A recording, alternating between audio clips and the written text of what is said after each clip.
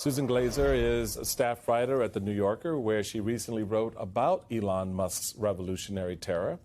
April Ryan is the Washington bureau chief and senior White House correspondent for Black Press USA. They join me now.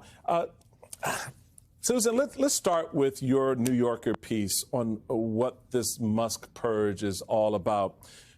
You wrote, if cutting the federal government is what this is all about, then Trump and Musk would not be bothering with tiny USAID, whose estimated budget of some $40 billion is less than 1% of the federal government's.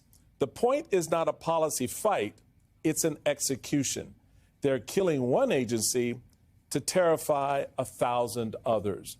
Those words are so true, and it is so obvious.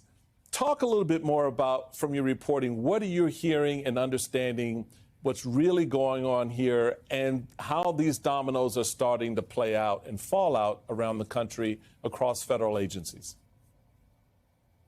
Yeah, that's right. I mean, look, I think it's really important. The Republicans, Elon Musk, Donald Trump, they think they have a strong hand. They think that nobody cares.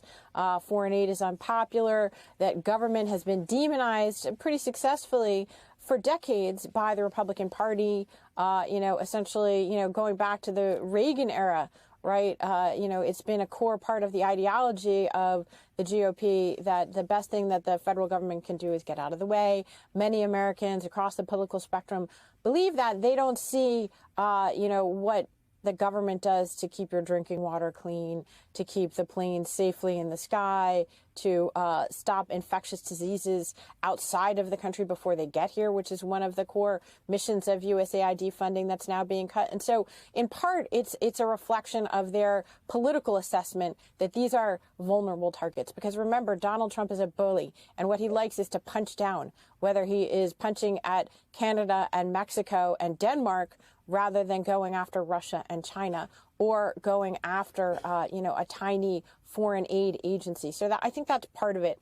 The other part that's really striking, though, is that it's not about policy, Michael. And I find it hard this week, right? Because everybody wants to say, like, oh, let's make the case for my favorite policy. It's not about policy. Let's be honest about that.